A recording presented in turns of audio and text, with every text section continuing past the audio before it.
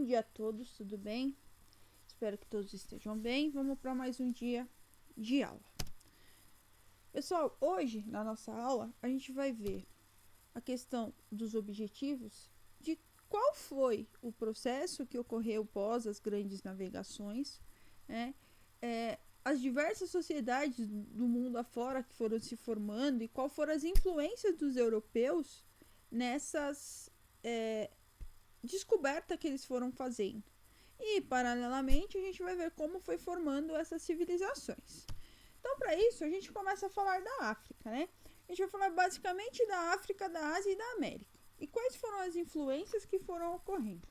Quando a gente fala na África, os exploradores, quando desembarcaram no litoral da África, eles se estabeleciam por determinado período, buscavam maior conhecimento, né, das condições locais ou informações que pudessem servir aos marinheiros como locais seguros para ancoragem, as fontes de água, junto com a degradação e os naufragos desses navegantes, foram o continente chamado de lançados, trouxeram toda uma parte dos interesses mercantis de Portugal em região como Angola, as ilhas do Atlântico, Moçambique, a Ilha da Madeira e Açores. Dessa forma, muitos desses degradados se dedicaram ao comércio, tinham os reis africanos, bem como toda uma aristocracia que era entrelaçada, fazendo um elo de parceria e proteção. Esses monarcas percebiam que o acesso ao comércio a longa distância lhes proporcionaria maior riqueza e poder.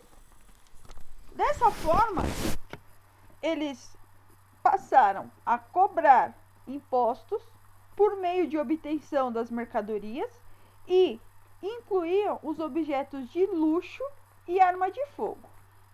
Desde o século IX até a Idade Moderna, os povos de diferentes territórios africanos desenvolveram, sim, aldeias, cidades e impérios.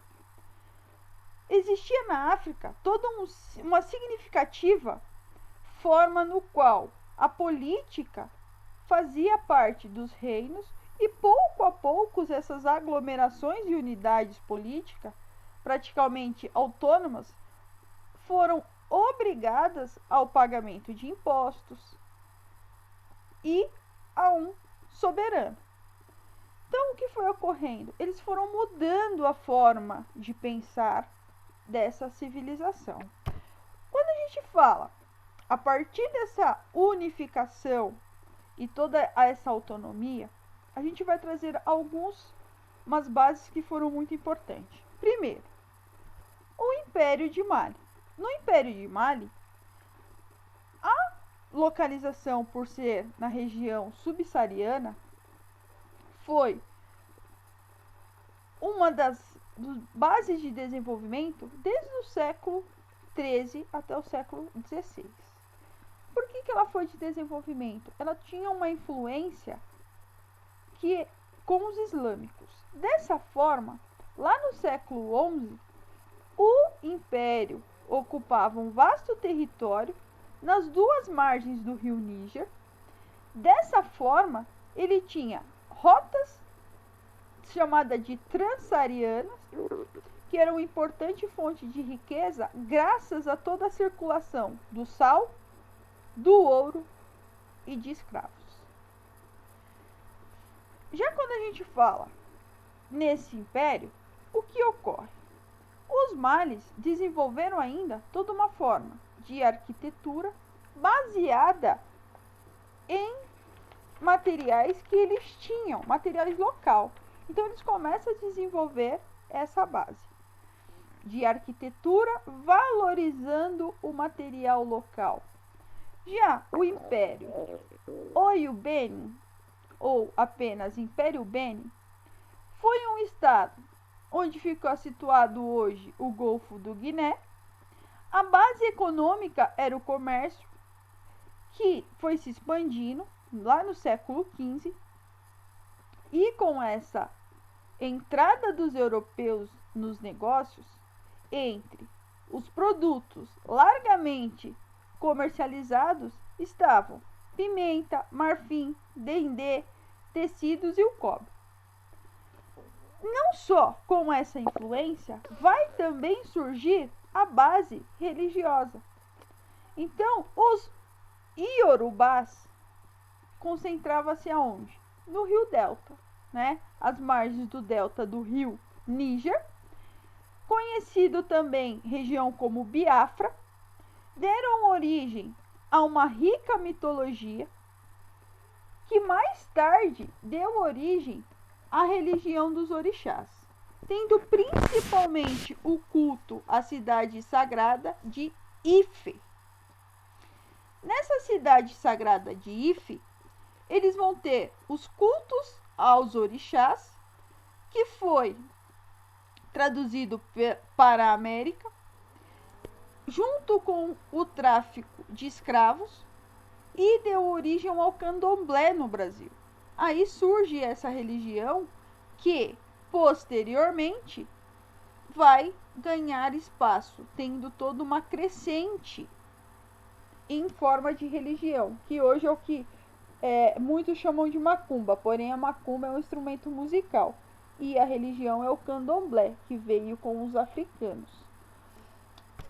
Já na Ásia, a Ásia a gente vê uma forma um pouco diferente. Por quê? Lá no século XVI, a Índia viu o surgimento do Império Mongol se estabelecendo, dando origem no norte da Índia. A partir do descobrimento do Império Mongol, esse império recebeu forte influência persa e muçulmana. A riqueza e o luxo da corte de Mughal traz toda uma expressão da construção do Taj Mahal. O que é o Taj Mahal? É um dos grandes impérios indianos. A China ela traz a dinastia Ming, que se ascendeu no poder no século XIV, com grandes propriedades, estimulando todo um surto demográfico dessa região bastante populosa.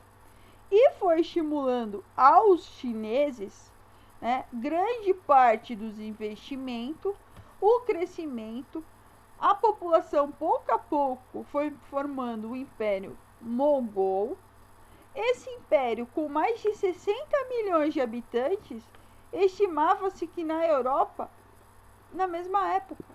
Então, o que foi ocorrendo? Lá no século XVI, com a chegada dos portugueses, a Ásia inaugurou um longo conflito da China com o Ocidente, marcado com os europeus, que passaram a ser aceitos em pequenos números, quase sempre em missão religiosa, que era a questão do catequizar, a missão jesuítas.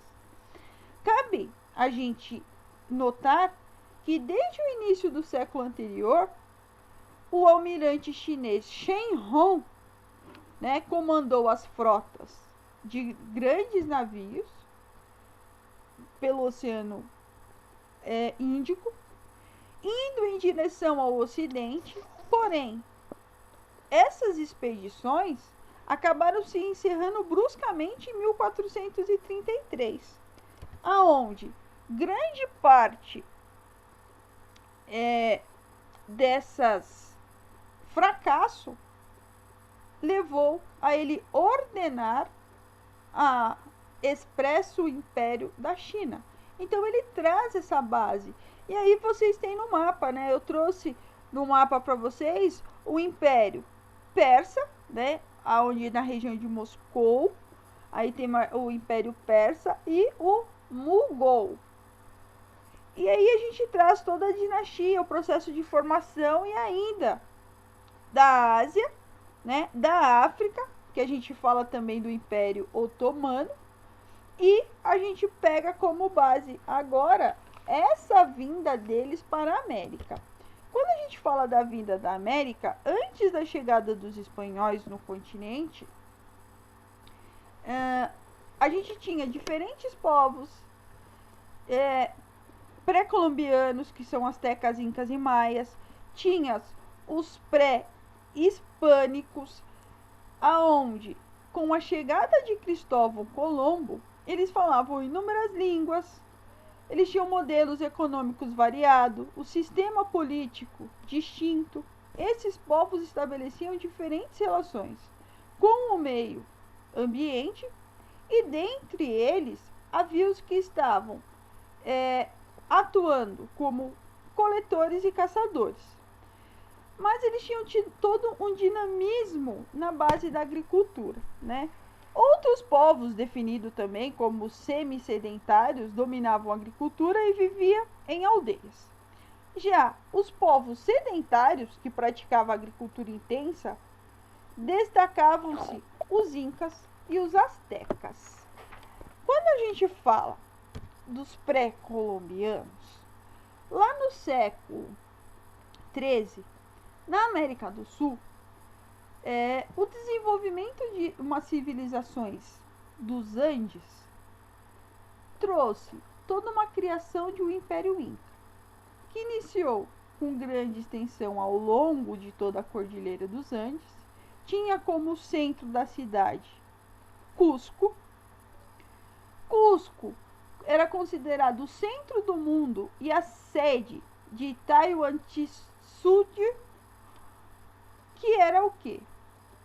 O reino dos 4 partes, em que se dividiu o império. Então, o Império Inca era dividido em 4 partes.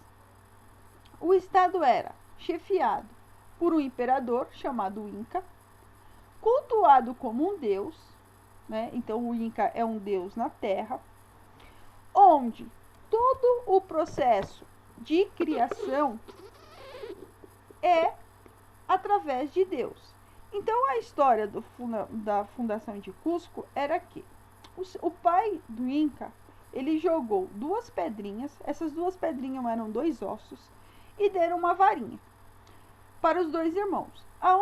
E falou, vocês saem pelo mundo, aonde essa varinha for entrar na terra com facilidade, é ali que vocês vão formar a cidade de Cusco. E assim foi feito, eles saíram pelo mundo, iam enfiando a varinha, e quando chegou na região andina, essa varinha entrou com facilidade. E aí eles formaram a civilização Inca, né? Ela exercia, na questão, o Inca, ele exercia todo um poder através de delegado, os curacas, que eram os curacas administravam as aldeias, os ailus, né? Em todo o território, ele montou o império. Então, esse império era governado com laços familiares, onde diversos matrimônios em relação de parentesco. Ele trazia o imperador como os curacas, que trazia todas as habilidades dos ailus, né, que ajudavam a articular o sistema de reciprocidade. Então, tudo que era produzido, uma parte ia para o Inca. E o que acontecia? Apesar de desconhecerem a escrita e a roda, os incas desenvolveram uma cultura sofisticada, como toda a sua arquitetura, o seu urbanismo, além da escultura, o trabalho com metais preciosos, fizeram com que eles ganharam grande notoriedade. Fora isso, eles tinham grande habilidade com astronomia e medicina. Tá? A última questão é a religião. Na religião, eles tinham o hábito de fazer sacrifícios humanos. Lá na Mesoamérica, região do México, na América Central, eles já tinham esse hábito, né? Que era o sangue ser oferecido para os deuses. Assim, os deuses tornariam-se mais tranquilos. Então, quando a gente fala nessa civilização, os astecas eles viviam dessa forma, né? Pagando imposto, o culto religioso, a educação, o recrutamento de soldados, porém a religião ela tinha um importante papel, que não apenas no sentido de legitimar todo o poder do governante, mas como verdadeira expressão de um modo de vida. Um exemplo é o que eu falei para vocês, o sacrifício humano, que era oferecido sangue visto como energia vital. Então, esse sangue que era oferecido se mantinha a ordem cósmica e a vida do Sol. Quem era o Sol? O Deus. Aí, a gente pega, a partir desse processo de conquista, de surgimento, a gente pega agora a vinda dos espanhóis. Tá? Os espanhóis, com o equívoco de Colombo, que acreditou até o fim da vida ter chegado na Ásia e não em um novo continente, com a convicção de explorar, ele realizou 4 viagens às novas terras, ao longo das chamadas Índias. A partir de 1500, a crescente convicção de novas terras tinha uma dimensão. Ele inaugurou um período que foram realizadas tentativas de retorná-la, ao mesmo tempo que se buscavam metais preciosos. Então, o que ocorre? Né?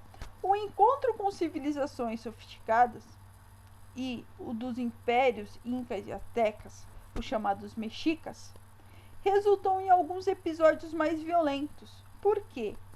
Ao contrário do que ocorreu com os portugueses, que conseguiram dominar a população, os nossos índios, de uma forma mais tranquila, os espanhóis levaram 30 anos para dominar os astecas, incas e maias. E em 1500, o que ocorre? Um capitão espanhol chamado Fernão Cortés saiu de Cuba. Primeiro local significava a ocupação espanhola nas Índias, e essa expedição rumo ao México, comandado por um grupo de aproximadamente 600 espanhóis, Cortés entrou em contato com os astecas e o seu imperador Montezuma, desarticulou o império e estabeleceu o domínio espanhol sobre a região. E desta forma, entre 1532 e 1536, os exploradores espanhóis, entre eles Francisco Pizarro e Diego de Almagro, conquistaram o Império Inca. O que chama a atenção? A facilidade com que os pequenos grupos de soldados ou aventureiros espanhóis conquistaram esse imenso império, chamado de Mesoamérica. Dessa forma, o que eles fizeram? Uma grande referência a isso, que deve se levar em conta, é que espanhóis e nativos da América viviam em civilizações diferentes. Construíram empregos, meios de materiais, trouxeram referência de guerras de conquistas. Os espanhóis utilizavam arma de fogo e armadura, além de praticar guerra de extermínio. Já os povos pré-colombianos, eles não tinham isso. Os pré-colombianos, tanto da civilização asteca como os incas, não conheciam nenhuma arma de fogo, nenhuma armadura metálica. Eles entravam na guerra dentro de um aspecto de ritual, no qual a morte do adversário nem sempre era desejada. Então, o emprego de cavalo e mesmo de cães, que era utilizado, era desconhecido na América. As habilidades de conquista e as alianças de grupos indígenas jogaram uns contra os outros, tanto teve influência nem sempre na imagem dos espanhóis, em inferioridade, inferioridade numérica, como a conquista não foi apenas obtida através de meios militares. As epidemias trazidas pelos europeus, como varíola, sarampo, gripe, peste, tiveram efeito devastador. Diversos vírus e bactérias europeus simplesmente eram desconhecidos no continente. E uma simples gripe poderia ser fatal para os nativos porque eles não tinham base de tratamento. Então isso fazia com que eles ficassem doentes facilmente. E o que ocorre? Todo esse processo de tomada, de violência, de exploração, de trabalho, fez com que os indígenas tivessem que tomar como cultura a cultura europeia. Quando eles pegaram essa prática de cultura como baseado na poligamia, no antropofagismo, que era um tabu, né, para eles, essa questão, que era visto como uma forma de incivilização, muitos índios ou aceitavam ou morria a cultura europeia. Né? Ou eles aceitavam a cultura europeia ou eles morriam. Então eles acabam cedendo à cultura. O que levou diversos índios ao alcoolismo, porque o consumo excessivo de folhas de coca, que foi um sintoma da perda do sentido enfrentado pela sociedade indígena por meio de toda a dissolução, né, da identidade indígena, fruto da interação do modo de vida e dos valores conquistados, né, dos conquistadores sobre os conquistados. Esse processo não foi homogêneo e muitas vezes manifestou como uma prática secreta de culto. Então, o que levou todo o desânimo, o desgosto que foi absorvido pelos indígenas por perder sua cultura, a sua língua, a ser totalmente descredibilizada, a sua cultura a ser visto como algo ruim, e eles ter que aceitar a cultura eurocêntrica, fez com que muitos índios tornassem alcoólatras.